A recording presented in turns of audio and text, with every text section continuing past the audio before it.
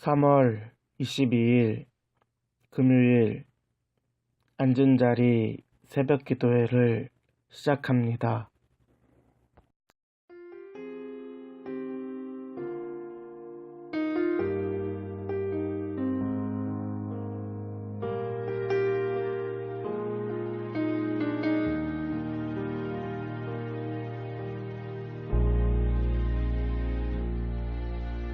주 앞에 다시 나와 주님을 불러요. 이전에 주님을 찾던 이유와는 달라요. 주께 무언가고 하는 그런 기도 아니에요. 나 고백하는 말 사랑해요.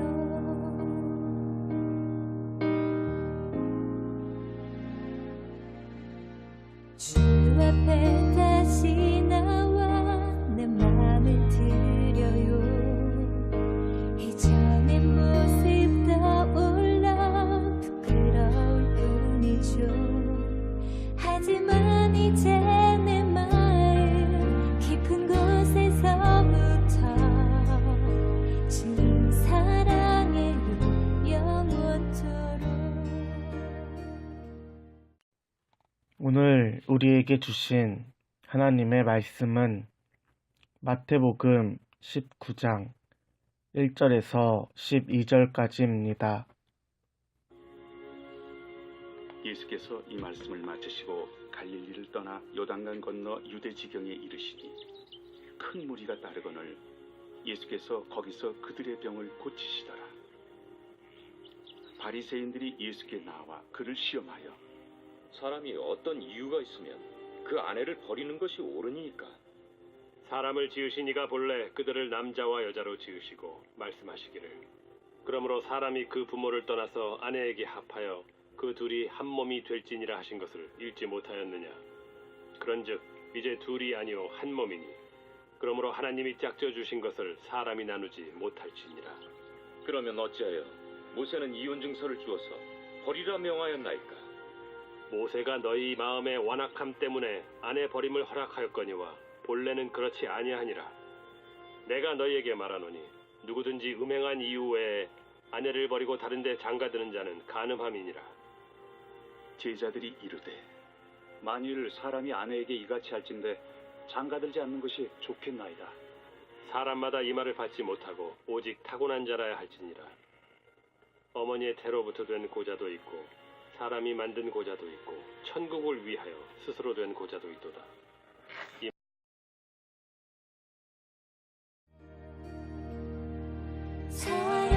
사랑해요 말로 표현 못해요. 나의 마음 깊은 곳까지 다 아시는 주님 사랑해요. 주와 같은 분 없네. 날 고백하는 날 사랑해요.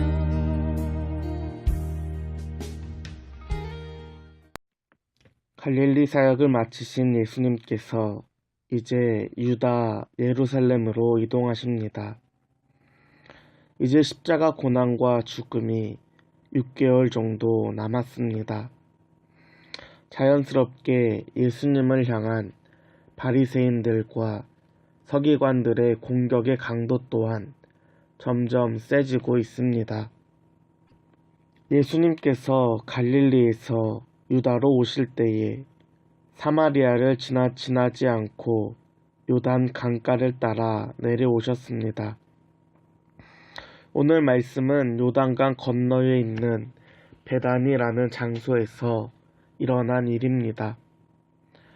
예수님께서는 어딜 가든지 병 고치시는 사역과 천국 복음을 전파하셨습니다. 자연스럽게 예수님을 따르는 무리가 생겼습니다.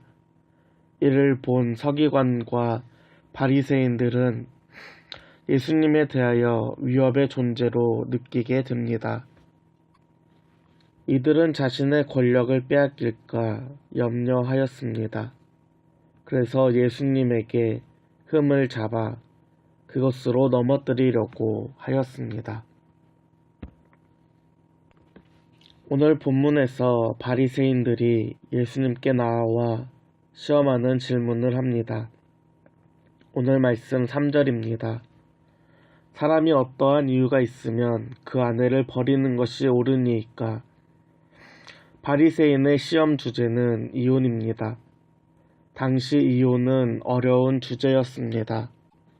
유다 바리새인 사이에서도 이혼에 대한 견해가 서로 달랐기 때문입니다.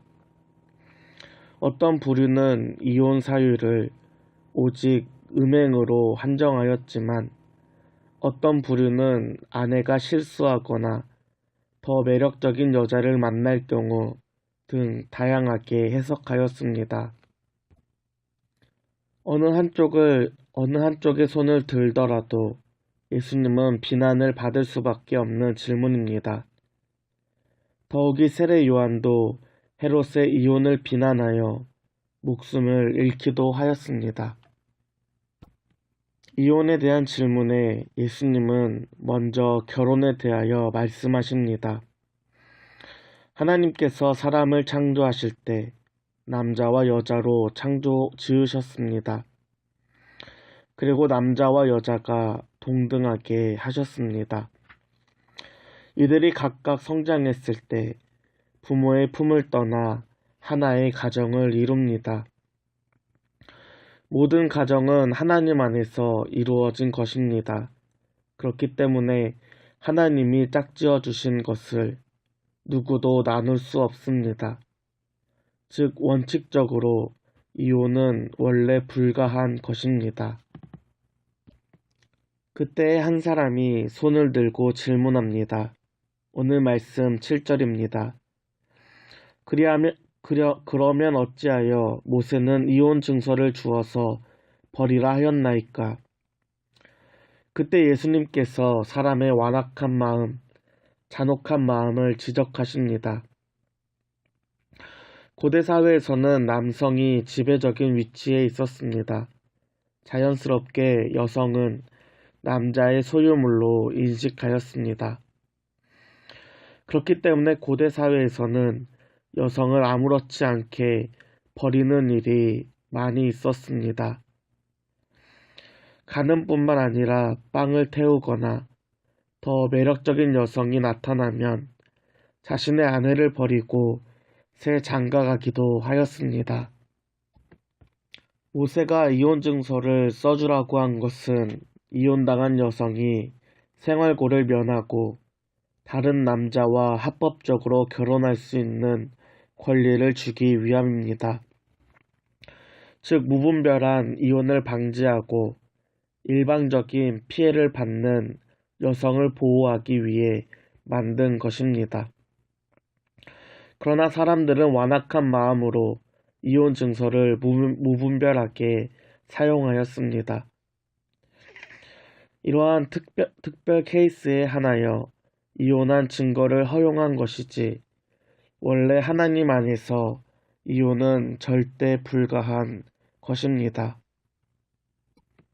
이에 대하여 예수님께서 내리신 결론은 음행한 이유 외에 아내를 버리고 다른데 장가가는 자는 간음한 죄를 범한 것이다 라는 것입니다. 신약에서 실제적인 그리스도인의 삶에 대하여 이야기할 때 빠지지 않는 주제는 가정입니다. 그만큼 가정이 중요합니다. 가정은 하나님 나라의 기초가 되는 공동체입니다. 가정 안에서 하나님 나라를 이루려면 그 누구도 주인 되어서는 안 됩니다. 가정에 대한 에베소서 말씀입니다. 5장 22절에서 23절 아내들에게 향한 말씀입니다. 아내들이여 자기 남편에게 복종하기를 주께 하듯 하라. 이는 남편이 아내의 머리됨이 그리스도께서 교회의 머리됨과 같음이니 그가 바로 몸의 구주시니라. 아멘. 에베소서 5장 25절 남편들에게 하시는 말씀입니다. 남편들아 아내 사랑하기를 그리스도께서 교회를 사랑하시고 그 교회를 위하여 자신을 주심같이 하라. 아멘.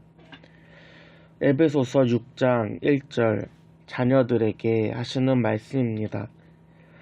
자녀들아 주 안에서 너희 부모에게 순종하라. 이것이 옳으니라. 아멘. 에베소서 6장 4절 부모에게 주시는 말씀입니다. 또 아비들아 너희 자녀를 노엽게 하지 말고 오직 주의 교훈과 훈계로 양육하라. 아멘. 아내들은 주님께 복종하듯 남편에게 복종해야 합니다. 마찬가지로 남편은 예수 그리스도께서 자기 자신을 교회에게 주심같이 아내를 사랑해야 합니다. 자녀들은 주님 안에서 부모에게 순종해야 합니다. 이것이 옳은 것입니다. 또한 부모들은 주의 교훈과 훈계로 자녀들을 양육해야 합니다. 남편과 아내, 부모와 자녀 사이에는 언제나 주님이 계셔야 합니다. 이는 주님이 가정의 주인 되실 때 이루어질 수 있습니다. 하나님께서는 남자와 여자를 지으실 때 동등하게 만드셨습니다. 이를 통해서 누구도 상대를 소유의 대상으로 여기지 않으려는 하나님의 마음입니다. 하나님께서는 하나된 가정을 통하여 영광받길 소원하십니다. 하나님 안에서 하나 되어 가정의 주인 되시는 주님께 영광을 올려드리는 여러분의 가정 되길 소원합니다. 함께 기도하겠습니다.